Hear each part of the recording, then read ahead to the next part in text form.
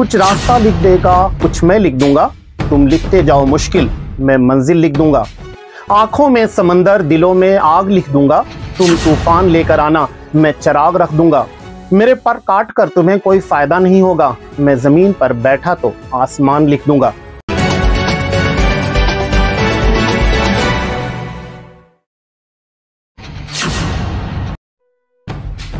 जमीन पर बैठकर आसमान लिखने वाले मुनव्वर फारूकी के गुजरात के जूनागढ़ से बिग बॉस का खिताब जीतने वाले और कठिन सफर के बारे में आज हम सिलसिलेवार बात करने वाले हैं।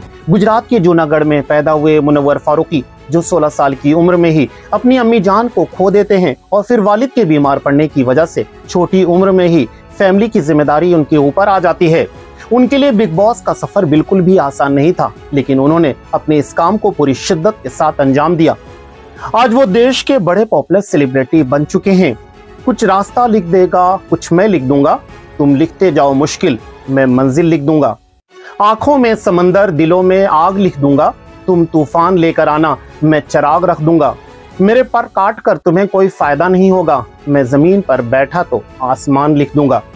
ये लाइनें आज से ठीक 32 साल पहले 28 जनवरी सन 1992 को गुजरात के जूनागढ़ में पैदा हुए एक लड़के की कहानी है, जिसका घर सन 2002 के गुजरात के दंगों में बर्बाद हो जाता है। साल 2008 में मुनव्वर के वालिद मुनव्वर और उनकी 3 बहनों को लेकर मुंबई आ जाते हैं ताकि जिंदगी फिर नए सिरे से शुरू की जा सके। वो मुंबई के डोंगरी के इलाके में रहने लगते हैं और बीमारी की वजह से उनके वालिद पूरी तरह से बेड रेस्ट पर आ जाते हैं और फिर शुरू होती है लॉकअप पर बिग बॉस के विनर्स के संघर्ष की कहानी। फैमिली के गुजर बसर करने के लिए बर्तनों की दुकान पर लग जाते हैं। वो दिन में काम और रात में कंप्यूटर का कोर्स करते हैं। बर्तन की दुकान पर मजदूरी के बाद ग्राफिक डिजाइन का काम करने लगते हैं। ये काम करते करते मुनव्वर फारूकी को इस बात का इल्म हो जाता है कि पोस्टर पर जो वन लाइनर पंच लाइन छपते हैं वो इसे बाकायदा लिख सकते हैं। वन लाइन लिखते लिखते मुनव्वर फारूकी को पता चलता है कि स्टैंड अप नाम की भी कोई चीज होती है। और फिर क्या था, मुनव्वर फारूकी एक दिन स्टैंड अप कॉमेडियन बन जाते हैं और महज कुछ ही सालों की मेहनत के बाद वो बुलंदियों को छूने लगते हैं। बिग बॉस की तरह ही वो कंगना रनौत के शो लॉकअप को जीत लेते हैं और फिर सलमान खान के शो बिग बॉस को जीतकर रच देते हैं इतिहास।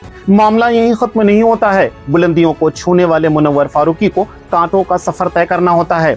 साल 2021 में मध्य प्रदेश में परफॉर्म कर रहे उन पर धार्मिक भावनाएं आहत करने के आरोप लगते हैं। उन्हें बाकायदा गिरफ्तार किया जाता है और उनको 1 महीने से ज्यादा जेल की कस्टडी में रखा जाता है। और फिर यहीं से शुरू होती है मुनव्वर फारूकी की नई दास्तान।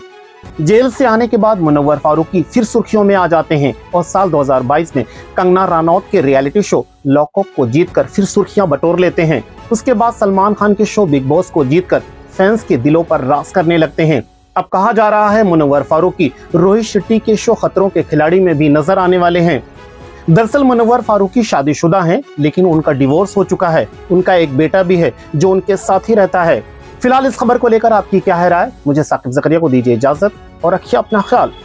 B alert, be careful.